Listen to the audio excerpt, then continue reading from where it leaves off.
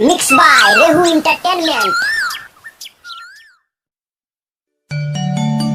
की फरवी थी उनकी हम आज की समझ बैठे, की फरवी थी उनकी हम हंस की समझ बैठे। हम तो मौत को ही जिंदगी समझ बैठे।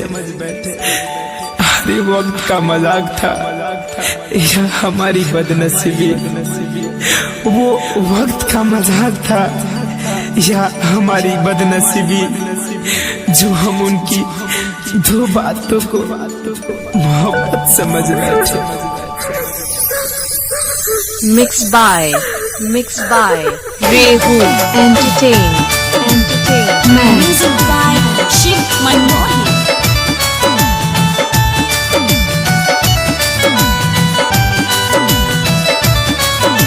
DJ Kishan प्यारे DJ Kishan प्यारे जहर जुदाई में पी ले पाओ हम हो, जो ना जान गए।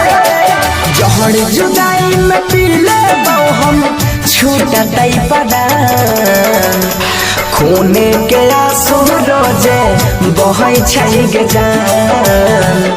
खूने के आंसू रोजे बहै छै गे जान। तू जोई भी ससुरारी अपना जोने गे जान। तू जोई भी ससुरारी हम हो जइबो समसान। खूने के आंसू रोजे बहै छै गे जान। खूने के आंसू रोजे बहै छै गे जान। Mixed by Rehu Entertainment।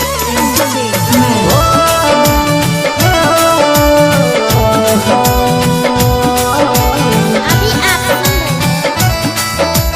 Vanshidhar Chaudhary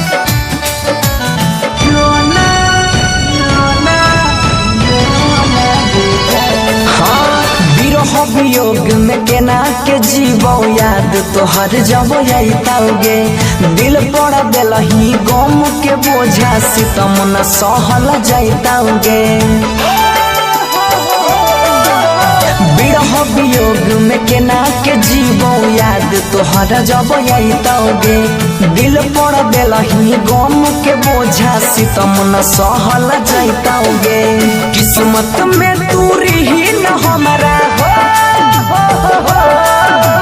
किस्मत में हमारा लिखने नहीं रहो भगवान। खूने के आंसू रोजे बहै छै गे जान।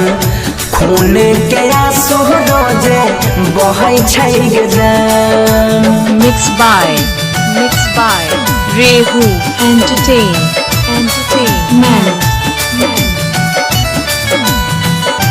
DJ Kishan प्यारे DJ Kishan प्यारे दूसरा संग में शादी क के जिंदगी अपन बसाई में गे। बीच रहिया में छोड़ के हमारा खुशी से ना रह पाई में गे। दूसरा संग में शादी क के जिंदगी अपन बसाई में गे। बीच रहिया में छोड़ के हमारा खुशी से ना रह पाई में गे। बनसी धर से तोड़ के नहीं हो, सुधीरावा के दिल बचल नहीं चुप के से बैन। खूने के आंसू रोजे बहै छै गे जान। खूने के आंसू रोजे बहै छै गे जान। तू जोई भी ससुरारी अपना जोने गे जान। तू जोई भी ससुरारी हम हो जइबो समसान। खूने के आंसू रोजे बहै छै गे जान। खूने के आंसू रोजे बहै छै गे जान। मिक्स बाय रेहू एंटरटेनमेंट।